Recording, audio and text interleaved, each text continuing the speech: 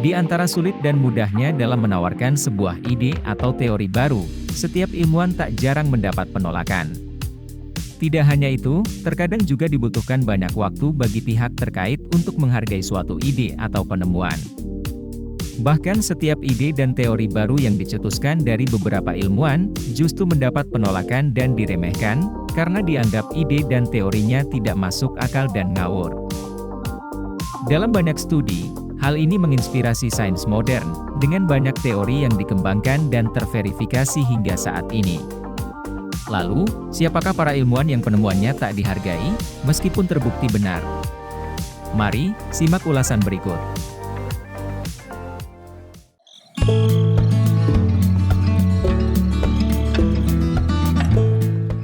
Gregor Mendel adalah salah seorang ilmuwan dan biarawan, juga ahli matematika berbakat dan ahli biologi yang brilian. Dalam kesendiriannya, Mendel menemukan ilmu genetika pada saat bekerja di taman biara. Pada suatu pagi ia mengamati beberapa bunga kacang manis yang memiliki sifat campuran warna, sedangkan yang lain hanya memiliki satu warna. Mendel dibuat bingung oleh campuran warna pada bunga itu, lalu ia berpikir bahwa terdapat beberapa sifat dalam tanaman tersebut. Sifat tersebut ternyata diturunkan dari generasi ke generasi, dan saat sifat-sifat ini memiliki perbedaan antara tanaman seperti induk dan bapak. Disitulah Mendel memahami sebuah perbedaan bahwa tanaman tersebut menghasilkan sifat campuran. Kendati demikian, teori Mendel tentang pewarisan genetik tersebut tidak dibaca oleh siapapun hingga seumur hidupnya. Meskipun Mendel telah menghubungi ilmuwan terkenal untuk memahami teorinya, tapi usaha untuk mereplikasi eksperimennya justru terbukti bermasalah. Di satu sisi, meskipun eksperimen Mendel pada tanaman kacang polong berhasil, tetapi ketika diminta untuk membuat eksperimen yang sama pada tanaman yang lebih kompleks seperti hawkweed, ia tidak dapat mereplikasi hasil yang sama. Hal itu terjadi karena memang tanaman hawkweed sendiri bereproduksi secara aseksual. Setelah 16 tahun Mendel meninggal, barulah karyanya ditemukan dan direplikasi lagi.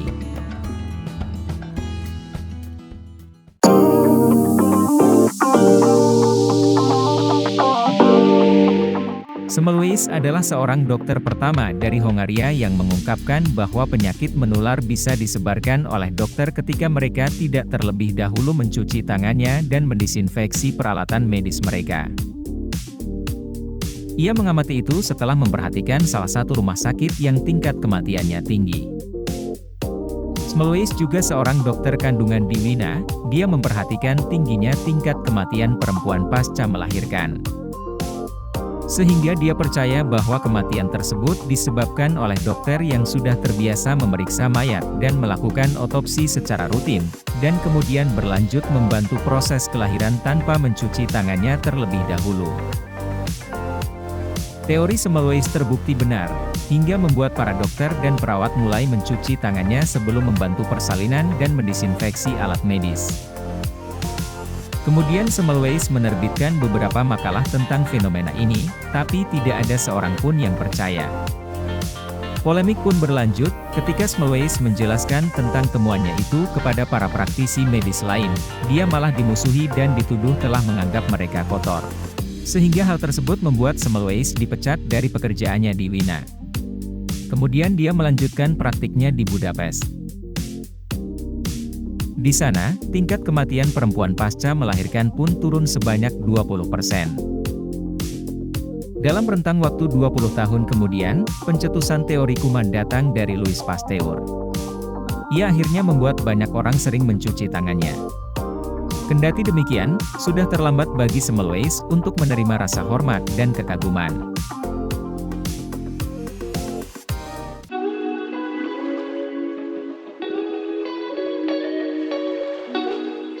Alfred Wegener adalah seorang ahli meteorologi dan geofisika dari Jerman yang memiliki pengalaman hidup tragis dan juga menyenangkan. Pada tahun 1912, Wegener mengajukan sebuah teori pergeseran benua yang didasarkan pada beberapa fenomena aneh yang ia lihat dalam mempelajari sampel bumi dan geologi. Wegener melihat bahwa komposisi sampel bumi di Amerika begitu mirip dengan yang ada di Eropa Barat. Bahkan fosil dan batuan Australia mempunyai kemiripan dengan yang ada di Selandia Baru dan juga Asia. Hal ini mendorongnya untuk menulis serangkaian makalah bahwa benua di bumi ini telah bergerak selama jutaan tahun.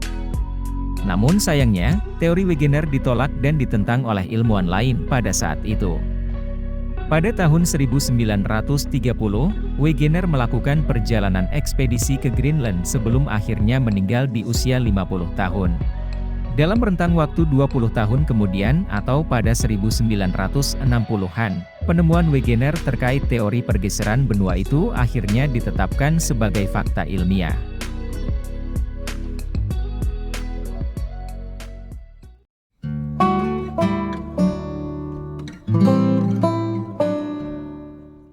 William Coley adalah seorang ahli bedah tulang yang bekerja di Rumah Sakit Kanker New York. Di masa hidupnya, pada akhir abad ke-19, kala itu tidak ada radiasi, seperti kemoterapi yang sebagai standar prosedur bagi kanker tumor yang melibatkan jaringan kanker. Coley mengamati beberapa pasien yang lebih mungkin sembuh dari kanker tanpa operasi dibandingkan dengan pasien lain. Namun jika pasien tersebut hanya menderita infeksi bakteri, seperti infeksi Streptococcus. Lalu kemudian Coley mencoba menyuntikkan beberapa pasien dengan versi yang sedikit dari radang dan bakteri lain. Sehingga dalam beberapa kasus, tindakan tersebut membuat kanker menyusut secara drastis. Setelah hal tersebut, beberapa dokter mempercayai Coley menggunakan metode tersebut untuk mengobati kanker. Lalu teori tersebut diberi nama sebagai racun Coley. Namun, sayangnya teori Coley tidak diterima dengan baik di dalam lingkungan ilmiah bahkan sampai dilupakan selama setengah abad. Kendati demikian, di tahun 1960-an, penelitian medis membangkitkan kembali ide imunoterapi setelah bertahun-tahun setelah kematian Coley. Ternyata teori Coley memerankan banyak peran penting dalam membangun bidang pengobatan kanker tersebut.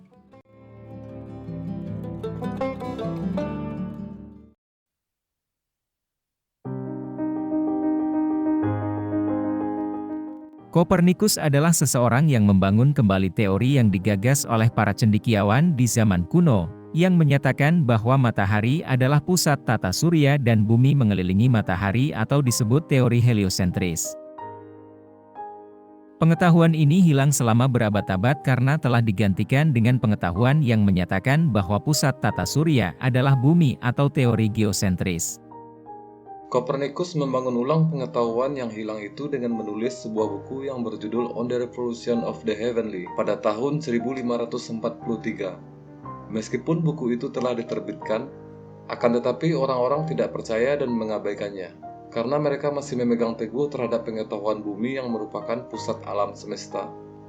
Kontradiksi lain muncul dari kalangan masyarakat Gereja Katolik yang mengutuk buku Kopernikus itu dan melarang orang-orang membacanya selama ratusan tahun. Namun pada akhirnya, buku Kopernikus itu berhasil menunjukkan bukti ilmiahnya. Teori heliosentris ini merupakan salah satu pencapaian ilmu astronomi paling dominan di abad pertengahan.